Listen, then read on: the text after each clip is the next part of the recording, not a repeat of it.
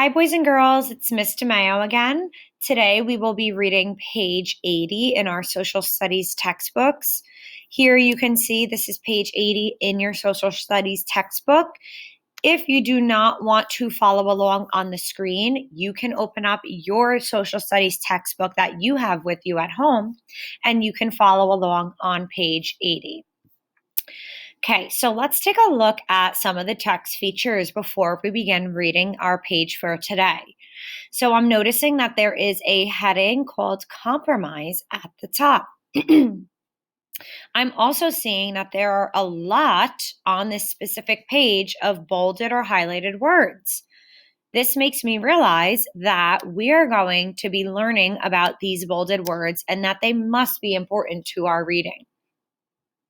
I'm also seeing that there is a picture on the bottom labeled New Jersey Signers of the Constitution.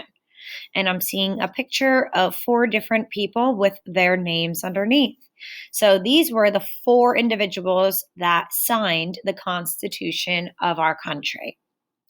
So let's take a look at the reading. Follow along as we read. This reading is going to help you with the cause and effect activity that you'll be completing after this reading, as well as answering your discussion question. Members of the convention had to set up a new national government. Delegates from Virginia offered what is known as the Virginia Plan. Under the Virginia Plan, the government would have 3 parts, including a president, a court system, and a legislature or lawmaking body. Okay, I'm going to stop right there because I just want to go over what a legislature is again. It is someone who, or a group of people who create the laws. Okay, so this is what was under the Virginia Plan. The powers of the government were divided among the 3 parts in such a way that no one part would have too much power.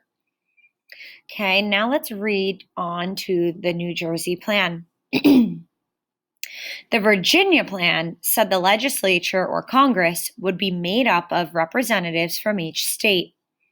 The larger the state's population, the more representatives it would send.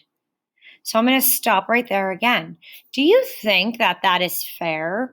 That the larger the state's population, the more representatives it would send. So if a state had more people living in it, they would have more representatives. Where in a smaller state with smaller amount of people, they wouldn't have as many representatives. And that doesn't really sound too fair to me.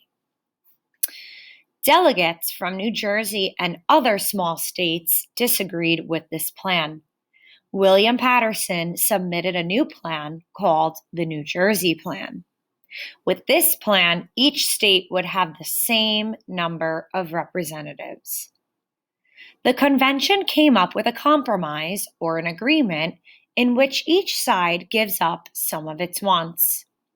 Congress would have 2 houses called the Senate and the House of Representatives. The Senate would be made up of 2 members from each state. Members of the House of Representatives would be chosen based on population. New Jersey agreed and became the 3rd state to ratify or approve the Constitution. The new Constitution went into effect in June 1788.